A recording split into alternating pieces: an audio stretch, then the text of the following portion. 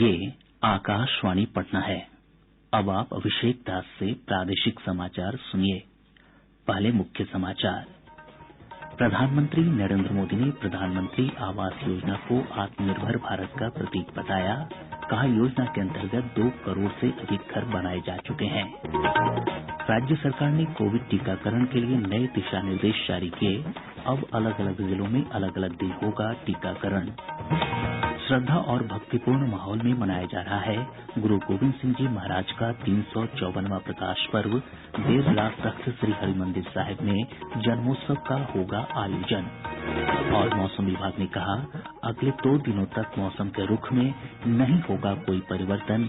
23 जनवरी के बाद से तापमान में बढ़ोतरी की संभावना। बुलेटिन की शुरुआत इस संकल्प के साथ। कोविड-19 महामारी के खिलाफ देश एकजुट होकर लड़ रहा है। आप भी हमारे साथ सुरक्षा और बचाव के 3 आसान एहतियाती उपायों का संकल्प लें। कोविड-19 से बचाव और सुरक्षित रहने के 3 उपाय। मास्क लगाएं, 2 गज दूरी है जरूरी, सुरक्षित दूरी रखें, हाथ और मुंह साफ रखें। अब समाचार विस्तार से। प्रधानमंत्री नरेंद्र मोदी ने कहा है कि प्रधानमंत्री आवास योजना आत्मनिर्भर भारत का प्रतीक है। उन्होंने कहा कि देशवासियों के आत्मसम्मान और अपने घर के बीच सीधा संबंध है। श्री मोदी आज वीडियो कॉन्फ्रेंस के माध्यम से उत्तर प्रदेश में योजना के लाभार्थियों के साथ संवाद कर रहे थे। उन्होंने कहा कि प्रधानमंत्री ग्रामीण आवास योजना लोगों को विश्वास दिलाती है कि उनका भी अपना घर हो सकता है और वे जीवन में किसी भी समस्या से निपट सकते हैं। प्रधानमंत्री ने कहा कि इस योजना के अंतर्गत 2 करोड़ से अधिक घर बनाए जा चुके हैं। गांव में रहने वाले गरीब को पक्की छत देने के लिए प्रधानमंत्री आवास योजना ग्रामीण शुरू की गई। देश ने आजादी के 75 साल पूरे होने तक हर गरीब परिवार को पक्का घर देने का लक्ष्य तय किया। इस लक्ष्य को पूरा करने के लिए बीते वर्षों में लगभग 2 करोड़ घर सिर्फ ग्रामीण इलाकों में ही बनाए गए। अकेले प्रधानमंत्री आवास योजना के तहत भी करीब 1.25 करोड़ घरों की चाबी लोगों को दी जा चुकी है। 1.25 करोड़ घरों की चाबी। इन घरों को बनाने के लिए करीब 1.5 लाख करोड़ रुपए अकेले केंद्र सरकार ने दिए हैं। श्री मोदी ने कहा कि यह योजना ग्रामीण भारत में महिलाओं को सशक्त कर रही है, क्योंकि इनमें से अधिकतर मकान महिलाओं के नाम पर हैं। घर के साथ गैस सिलेंडर और बिजली कनेक्शन जैसी कई सुविधाएं भी दी जा रही हैं। महिलाओं का सम्मान, महिलाओं का स्वाभिमान, महिलाओं का अधिकार, और इसलिए हमने जो घर देंगे महिलाओं को घर का मालिक बनाने का प्रयास उसमें होना चाहिए।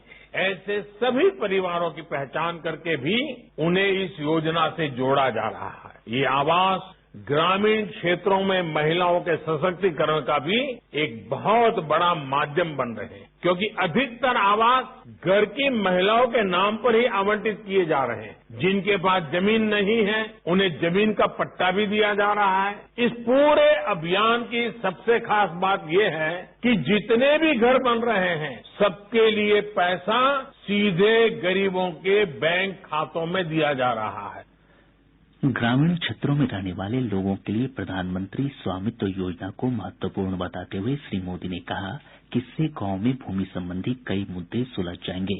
उन्होंने लोगों से योजना का अधिक से अधिक लाभ उठाने को कहा, क्योंकि इससे उन्हें बैंक से ऋण प्राप्त करने में भी मदद मिलेगी और उनकी भूमि की कीमत भी बढ़ेगी। गांव में रहने वाले लोगों को उनकी जमीन, उनके घर के मालिकाना हक के कागज टेक्नोलॉजी के माध्यम से नाप करके ये हक उनको दिया जा रहा है। आजकल यूपी के भी हजारों गांवों में ड्रोन से सर्वे किया जा रहा है, मैपिंग कराई जा रही है, ताकि लोगों की संपत्ति सरकारी रिकॉर्ड में आपके नाम से ही दर्ज रहे। इस योजना के बाद जगह जगह जमीनों को लेकर गांव में होने वाले विवाद समाप्त हो जाए। इसका सबसे बड़ा लाभ ये होगा कि आप गांव की जमीन या गांव का कागज घर दिखाकर जब चाहे बैंक से लोन भी ले पाए। स्वामित्व योजना का अच्छा प्रभाव अब गांव में बने घरों और जमीनों की कीमतों पर भी होगा। इस अवसर पर केंद्रीय ग्रामीण विकास मंत्री नरेंद्र सिंह तोमर ने कहा कि मंत्रालय द्वारा चालू वित्तीय वर्ष में पहली बार 2 लाख करोड़ रुपए खर्च किए जा रहे हैं और इसका एक बड़ा हिस्सा मनरेगा में जाता है। राज्य सरकार ने कोविड टीकाकरण के लिए नए दिशा निर्देश जारी किए हैं। इन दिशा निर्देशों में वैक्सीनेशन के लिए पूरे राज्य को 2 प्रक्षेत्र में बांटा गया है। एक प्रक्षेत्र में 5 प्रमंडल जबकि दूसरे प्रक्षेत्र में 4 प्रमंडल शामिल किए गए हैं। इन सभी में अलग अलग दिन टीकाकरण होगा। पहले प्रक्षेत्र में भागलपुर, मगध, दरभंगा, कोसी और मुंगेर प्रमंडल के जिलों को शामिल किया गया है। इन प्रमंडलों में सोमवार और गुरूवार को टीकाकरण होगा। दूसरे प्रक्षेत्र में पटना, पूर्णिया, सारण और तिरहुत प्रमंडल के जिले शामिल हैं, जहां मंगलवार और शनिवार को टीके दिए जाएंगे। स्वास्थ्य विभाग के अनुसार कोविन पोर्टल में आ रही परेशानियों को देखते हुए ये फैसला किया गया है। अखिल भारतीय आयुर्विज्ञान संस्थान नई दिल्ली के निदेशक डॉक्टर रणदीप गुलेरिया ने लोगों से कोविड टीका को लेकर फैलाई जा रही अफवाहों पर ध्यान नहीं देने की अपील की है। उन्होंने कहा कि कोविड टीका पूरी तरह सुरक्षित है।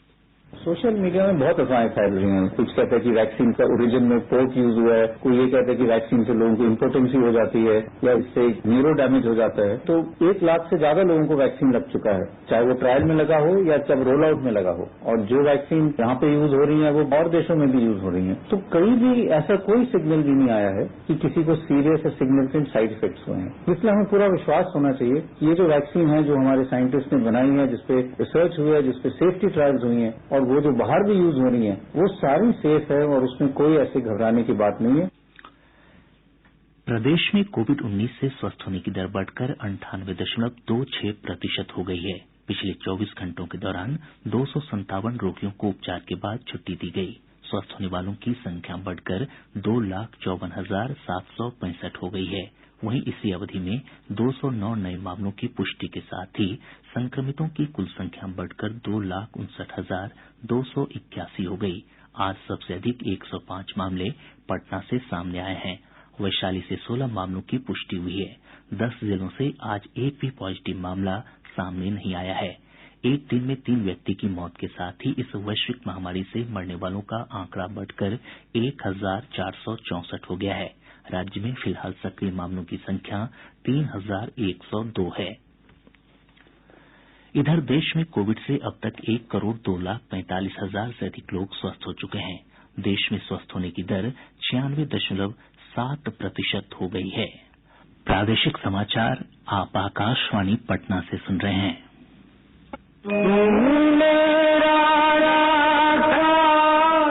सिखों के 10वें गुरु गोविंद सिंह जी महाराज के 354वें प्रकाश पर्व पर पूरा पटना साहिब वाहिगुरु जी के जयकारों से गुंजायमान है।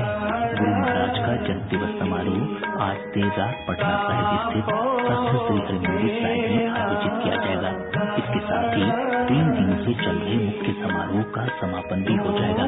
इससे पूर्व आज सुबह विशेष समागम में अरदास और हुकुमनामा हुआ तथा गुरु शब्द विचार और शब्द कीर्तन की प्रस्तुति हुई।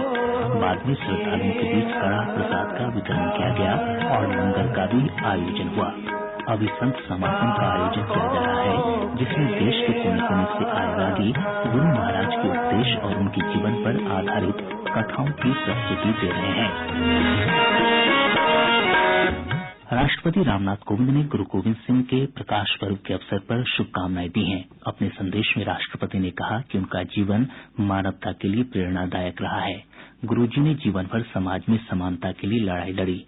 प्रधानमंत्री नरेंद्र मोदी ने भी गुरु गोविंद सिंह की जयंती पर उन्हें नमन करते हुए कहा कि उनका जीवन न्यायपूर्ण समाज गठित करने के लिए समर्पित था। श्री मोदी ने कहा कि गुरुजी जीवन भर अपने सिद्धांतों पर अडिग रहे। राज्यपाल फागू चौहान और मुख्यमंत्री नीतीश कुमार ने इस अवसर पर अपने बधाई संदेश में कहा कि गुरु गोविंद सिंह की शिक्षा और उनका जीवन वर्तमान समय में समाज के लिए प्रेरणा का स्रोत है। इधर राज्यपाल फागू चौहान, विधानसभा अध्यक्ष विजय कुमार सिन्हा, मुख्यमंत्री नीतीश कुमार और उप मुख्यमंत्री रेणु देवी ने हरमंदिर साहिब पहुंचकर मत्था टेका और प्रदेशवासियों की सुख, समृद्धि और शांति की कामना की। पूरा प्रदेश कड़ाके की ठंड और कुहासे की चपेट में है। मौसम विज्ञान केंद्र पटना के वैज्ञानिक रविन्द्र कुमार ने बताया कि अगले 2 दिनों तक रात के तापमान में 2 से 3 डिग्री सेल्सियस तक की और गिरावट आएगी।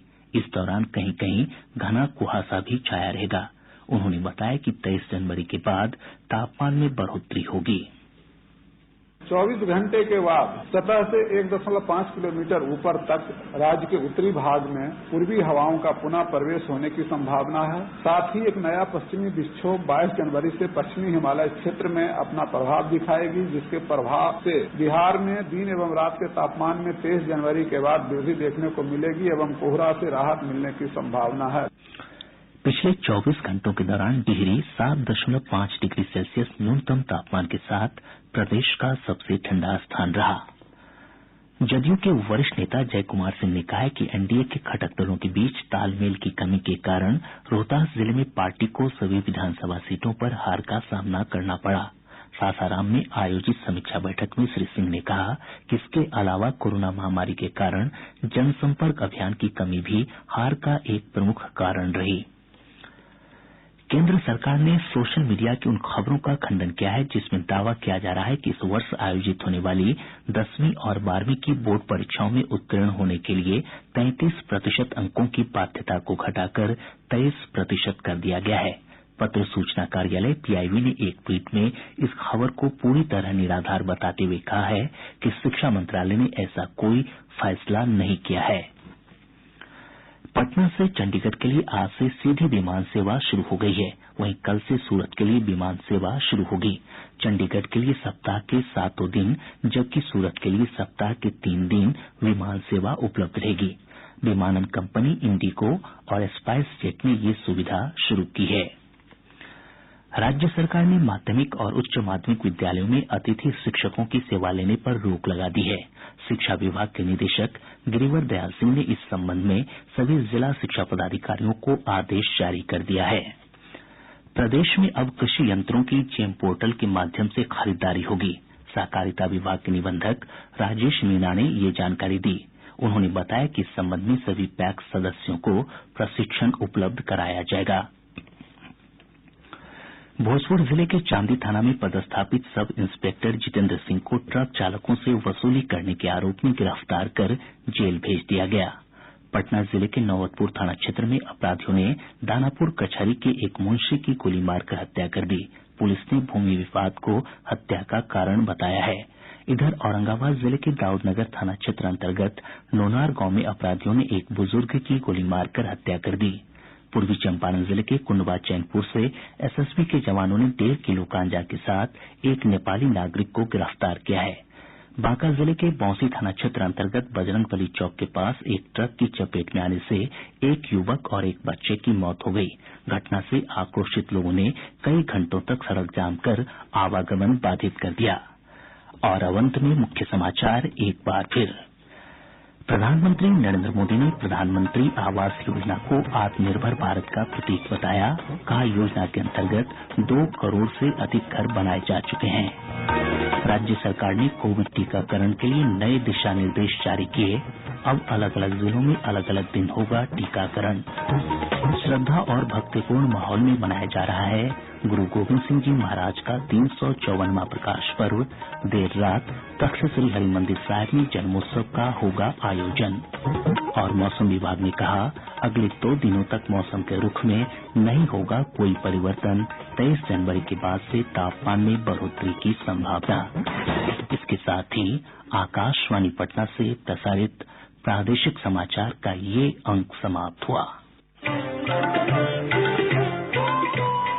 कोविड-19 से बचाव और सुरक्षित रहने के 3 उपाय। मास्क लगाएं, 2 गज दूरी है जरूरी, सुरक्षित दूरी रखें, हाथ और मुंह साफ रखें।